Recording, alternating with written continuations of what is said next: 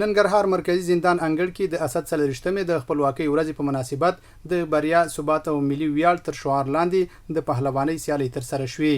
د ننګرهار زندانونو چارو تنظیم رئیس وویل د دغه سیالیو موخه د خپلواکۍ ورځې نمانځنې ترڅنګ د سالمې سیالۍ ورزشي روحي او مثبت فکر رامنځته کول دي.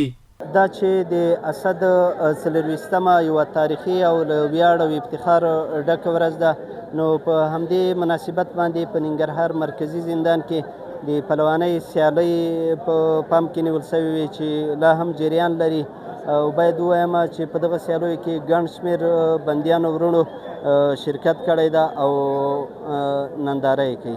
د دغه لوبې یو تن ورزشکار د زندان له مسؤلینو مننه کوي چې ورزشکارانو ته دغه ډول سیالۍ برابروي.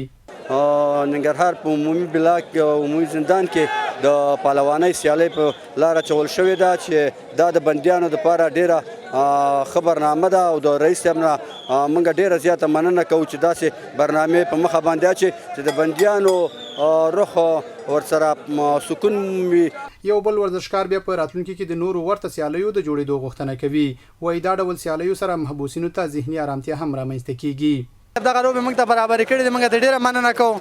تر دغه پورې چې نورې لوبې موږ ته جوړې کړي او دلته موږ ته یو کلب جوړ کړي تر څو دا زمینه موږ ته مساعد شي چې دغلته موږ ورزش وکړو او قهرمان موږ نه وځي. د یادونې ده چې د ننګرهار مرکزي زندان مسؤلینو له دې وړاندې هم په دغه محبس کې د ورزش بېلابېلې برنامې په لاره اچولې.